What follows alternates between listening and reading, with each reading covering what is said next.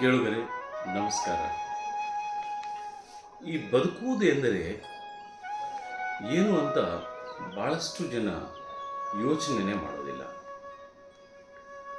ಬದುಕೋದಂದರೆ ಈ ಪ್ರಕೃತಿಯಲ್ಲಿ ಸಾಕಷ್ಟು ಪ್ರಾಣಿಗಳು ಬದುಕಿದ್ದಾವೆ, ನಾಯಿಗಳು ಬದುಕಿದ್ದಾವೆ, ನರಿಗಳು ಬದುಕಿದ್ದಾವೆ, ಹಂದಿಗಳು ಬದುಕಿದ್ದಾವೆ, ಆನೆಗಳು ಬದುಕಿದ್ದಾವೆ, ಕಪ್ಪೆಗಳು ಇದ್ದಾವೆ. ಏನು ವಿಚಿತ್ರವಾದ ಜೀವ ಸಂಕುಲ ಈ ಭೂಮಿಯಲ್ಲಿದೆ.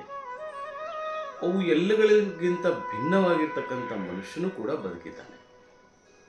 ಆದರೆ ಅವನು ಬದುಕಿರುವ ಬದುಕು ಸಾರ್ಥಕ ಆಗೋದು ಅವನು ನುಡಿದಂತೆ ನಡೆದಾಗ. ಮನುಷ್ಯ ಯಾವಾಗಲೂ ಹಾಗೇನೆ, ಅವನ ಒಳಗಡೆ ಒಂದಿರುತ್ತೆ, ಅವನ ಹೊರಗಡೆ ಮತ್ತೊಂದಿರುತ್ತೆ. ಬಹುಶಃ ಅವನಿಗೆ ನಾನಾ ಮುಖಗಳಿರ್ತವೆ. ಪ್ರತಿಯೊಬ್ಬ ಮನುಷ್ಯನಿಗೂ ಯಾರು ಶುದ್ಧವಾಗಿದ್ದಾರೆ, ಯಾರು ನೇರವಾಗಿದ್ದಾರೆ, ಯಾರು ಪ್ರಾಮಾಣಿಕವಾಗಿದ್ದಾರೆ, ಎಲ್ಲರೂ ಕೂಡ ಸಮಯ ಬಂದಾಗ, ಎಲ್ಲರೂ ಕೂಡ ಅವಕಾಶ ಸಿಕ್ಕಾಗ ಮೋಸ್ಟ್ ಕರಪ್ಟ್ ಆಗ್ತಾರೆ.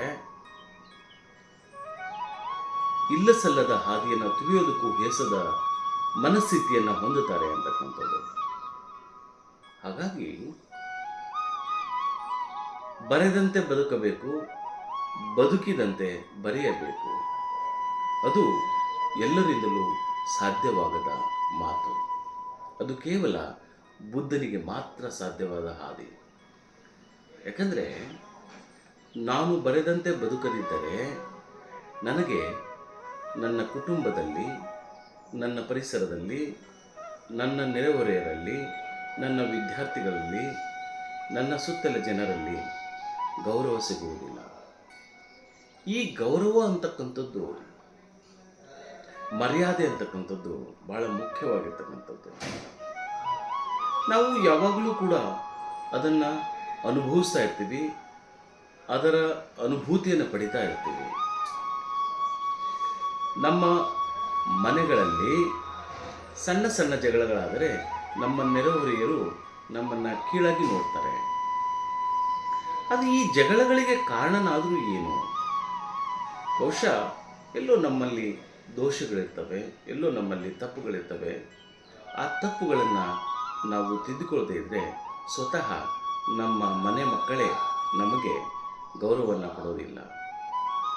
ಹಾಗಾಗಿ ಬದುಕು ಭಾಳ ಕ್ಲಿಷ್ಟವಾಗಿರ್ತಕ್ಕಂಥದ್ದು, ಬದುಕು ಭಾಳ ಸಂಕೀರ್ಣವಾಗಿರ್ತಕ್ಕಂಥದ್ದು, ಬದುಕು ಭಾಳ ಸೂಕ್ಷ್ಮವಾಗಿರ್ತಕ್ಕಂಥದ್ದು.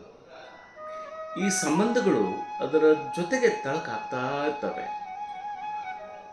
ಹೆಂಡತಿ, ಮಕ್ಕಳು, ಸಹೋದರ, ಸಹೋದರಿ, ಹಾಗೆ ಬೇರೆ ಬೇರೆ ಸಂಬಂಧಗಳು, ಸ್ನೇಹಿತರು, ಬಂಧು ಬಾಂಧವರು ಏನೆಲ್ಲ ನಮ್ಮ ನಡುವೆ, ನಮ್ಮ ಜೊತೆಗೆ ಇರ್ತವೆ. ಇವೆಲ್ಲವನ್ನು ನಿಭಾಯಿಸ್ತಕ್ಕಂಥದ್ದು ಭಾಳ ಭಾಳ ಕಷ್ಟ. ಹಾಗಾಗಿ ಬೇರೆ ಯಾರು ಏನು ಬೇಕಾದರೂ ಮಾಡ್ಕೋಬೋದು, ಆದರೆ ನಾವು ಶುದ್ಧವಾಗಿರಬೇಕು ಅಂತಕ್ಕಂಥದ್ದು. ನನಗೆ ಆಗಾಗ ಬಹಳವಾಗಿ ಕಾಡುವ ಕವಿ,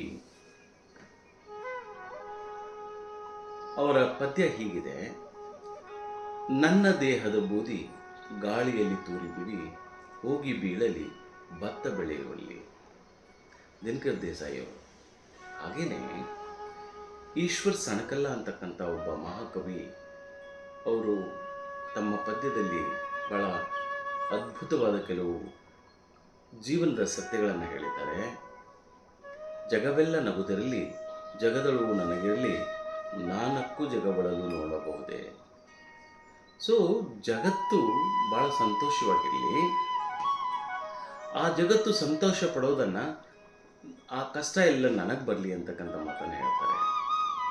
ಹಾಗೆಯೇ WH ಆಡೆನ್ ಕೂಡ tomorrow we build a nation where there is no sorrow, where there is no suffering ಅಂತ ಹೇಳ್ತಾರೆ.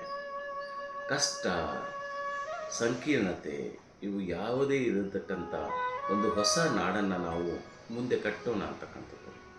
ಈ ಬದುಕು ಒಂದು ಭರವಸೆಯ ಮೇಲೆ ನಿಂತಿದೆ.